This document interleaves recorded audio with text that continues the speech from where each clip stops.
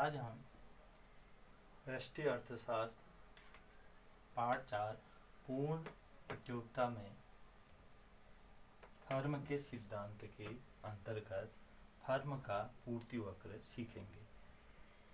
देखिए, ये पूर्ति वक्र हम पूर्ण प्रतियोगिता की स्थिति में सीख रहे हैं। पूर्ति वक्र का अर्थ, फर्म का पूर्ति वक्र कीमत के विभिन्न स्तरों पर निर्गत की मात्रा को दर्शाता है। किस पर? कीमत पर। किसकी मात्रा को?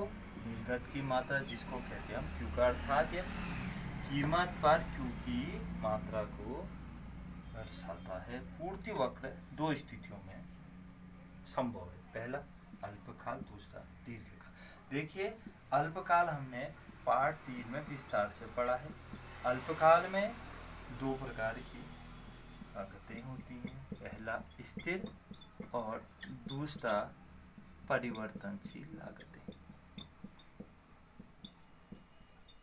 और दीर्घकाल में समस्त लागतें परिवर्तनशील लागतें हो जाती हैं। तो आज हम पहले वीडियो में अल्पकाल में पूर्ति वक्र के विषय में सीखेंगे। किस प्रकार अल्पकाल में फर्म का पूर्ति वक्र का निर्माण होता है। तो अल्पकाल में फर्म का पूर्ति वक्र, अब हम इसको सीखेंगे। अल्पकाल में फर्म का पूर्ति वक्र। देखिए, हमने पिछले वीडियो में लाभ अधिकतमीकरण की शर्तें पढ़ी थी। ये चीजें एक दूसरे से जुड़ी हुई हैं, तो पहले आपको थोड़ा दोहरावकारी में बता देता हूँ। देखो, अल्पकाल में लाभ अधिकतमीकरण की 3 शर्तें थी। कीमत लागत के बराबर, दूसरा एमसी का मान ह्रासमान नहीं होना चाहिए, और तीसरी शर्त जो मुख्य शर्त थी, कीमत औसत परिवर्ती लागत के बराबर या उससे अधिक होनी चाहिए। तो ये शर्त मुख्य है। इसी के आधार पे हमारे फर्म का पूर्ति वक्र का निर्माण होगा। तो इसमें दो स्थितियां संभव है। क्या स्थितियां? देखिए, पहली स्थिति जब कीमत औसत परिवर्ती लागत के बराबर या उससे अधिक होती है, पहली स्थिति। तो मैं ये चित्र कल भी मैंने आपको सिखाया था, आज भी सिखाता हूँ। इसको आप देखिए, इधर को आएगी आपकी लागत ऑब्लिक आगम, और इधर को निर्गत।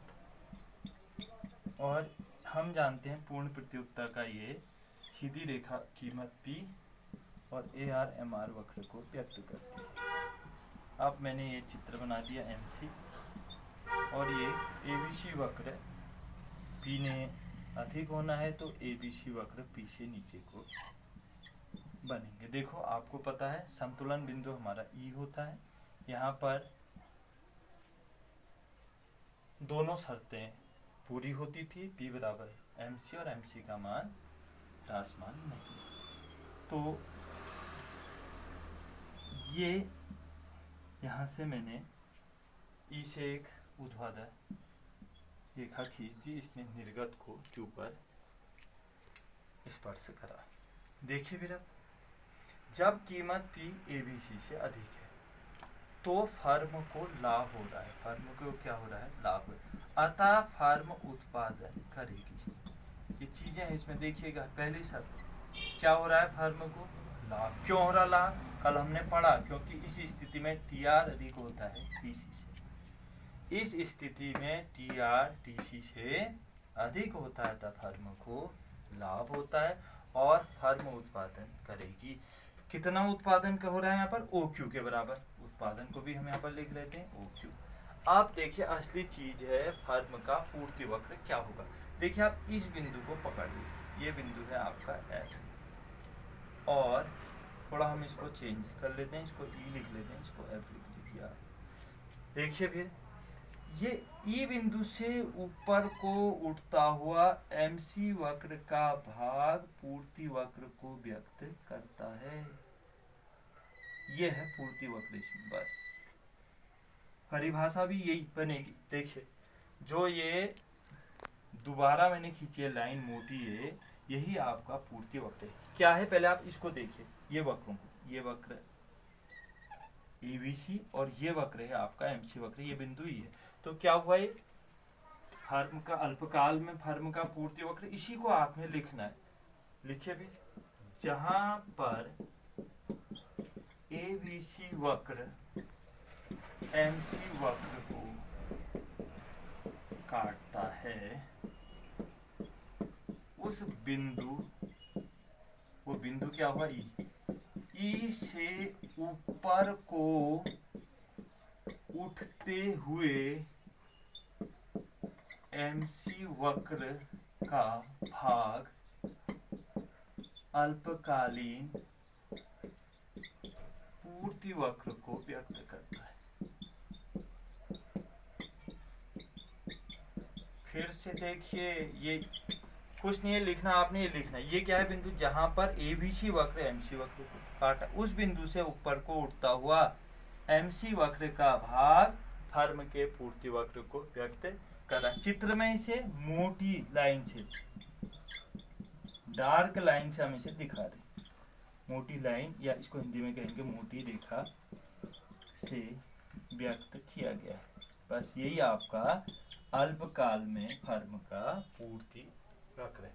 द्वितीय स्थिति देखिए, अब इसमें इसी में आपकी एक स्थिति और है, उसको भी आप देखिए। द्वितीय स्थिति, अल्पकाल की द्वितीय स्थिति, यदि कीमत P छोटी है ABC से, यदि कीमत P छोटी है ABC से। अब इसको देखिए, चित्र में कौन सी चीज ऊपर होगी इस टाइम, ABC ऊपर होगी। किससे ऊपर होगी, P से। तो ये P लाइन है जो इससे ऊपर होगा आपका ABC वक्र, और इसके ऊपर होगा AC, और ये वक्र था आपका MC। तो ये देखिए आप, क्या हो रहा है, AC ऊपर है तो TC ज्यादा होगा TR से। इस स्थिति में क्या होगा, TC होगा TR से ज्यादा, अतः फर्म को हानि होगी। फर्म को क्या होगी, हानि। अतः फर्म उत्पादन नहीं करेगी। इस स्थिति में फर्म उत्पादन नहीं करेगी। उत्पादन नहीं करेगी तो फर्म की पूर्ति शून्य होगी। क्या होगी, फर्म की पूर्ति शून्य होगी। अतः फर्म का पूर्ति वक्र नहीं होगा। ये चीज को आप ध्यान दीजिए। जब कीमत ABC से कम होती है तो फर्म को होती हानि, अतः फर्म की पूर्ति शून्य होगी और फर्म का पूर्ति वक्र नहीं होगा। अब मैं इन दोनों को आपको एक साथ बता देता हूँ। अल्पकाल में फर्म का पूर्ति वक्र, दोनों को शॉर्ट में, और मैं आपको ये सिखा देता हूँ। पहली स्थिति, कीमत ABC से अधिक है। ये चित्र देखिए, मेरे हाथ को आप देखिएगा मैं किस प्रकार बना रहा हूँ। पहले मैंने MC बना दिया, ये दोनों वक्रों ने नीचे आना है, ये ABC बन गया, ये बन गया AC, ये संतुलन, यहाँ पर मैंने इसे E ले रखा है, इसको F लिखा, लाइन खींची, तो ये हो गया निर्गत OQ, यहाँ पर निर्गत हुआ OQ, यही हुई पूर्ति, और पूर्ति वक्र ये ऊपर को उठता हुआ MC का भाग। E बिंदु से ऊपर को उठता हुआ MC का भाग ही पूर्ति वक्र को व्यक्त करता। द्वितीय स्थिति, कीमत छोटी है ABC से। दोनों चित्र एक साथ से आपकी समझ में आसानी से आ जाएगा। अब देखिए, बन गया MC। दोनों वक्र ऊपर आएंगे, पहला AC और दूसरा ABC। क्या बताया मैंने आपको, TC अधिक होगा TR से, तो यहाँ पर क्या होगी, फर्म को हानि होगी। अतः फर्म की पूर्ति कितनी होगी, शून्य, निर्गत या पूर्ति कह सकते हैं, और फर्म का पूर्ति वक्र नहीं होगा। इन चीजों को आप देखिएगा, समझिएगा। मैंने दोनों चीजें आपको एक साथ